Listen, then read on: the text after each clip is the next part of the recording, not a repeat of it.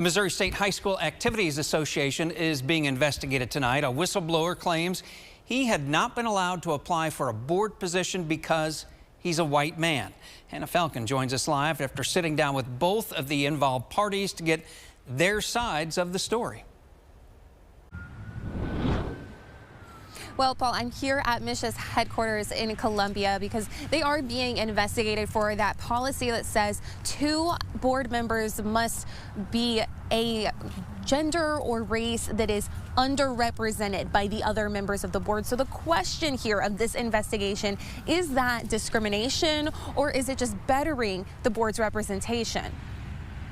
Jennifer Ruxted, executive director of the Missouri State High School Activities Association, sat down with me Wednesday to defend the board's policy after a whistleblower claimed he was discriminated against for being a white man. This is about good governance and wise governance. Why do you think that this policy is better for MSHSAA and for the representation on the board? They wisely said if we are to govern this great diverse organization, then we should include the perspectives of people who are not, don't have the same lived experiences as us. Missouri Auditor Scott Fitzpatrick was the first to look into the whistleblower's claims. The laws don't say that you can't discriminate based on sex or race unless it's a white man, right? It doesn't say that.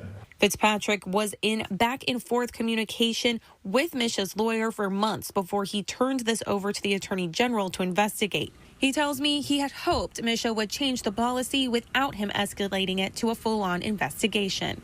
It really makes no difference to me who's being discriminated against. Despite the scrutiny, Ruxted is unwavering. We welcome the investigation because there's nothing behind any closed doors. MSHSAA says it has not received any communication so far from the Attorney General's office about this investigation. Reporting live in Columbia, I'm Hannah Falcon, KY3 News. All right, Hannah, thank you.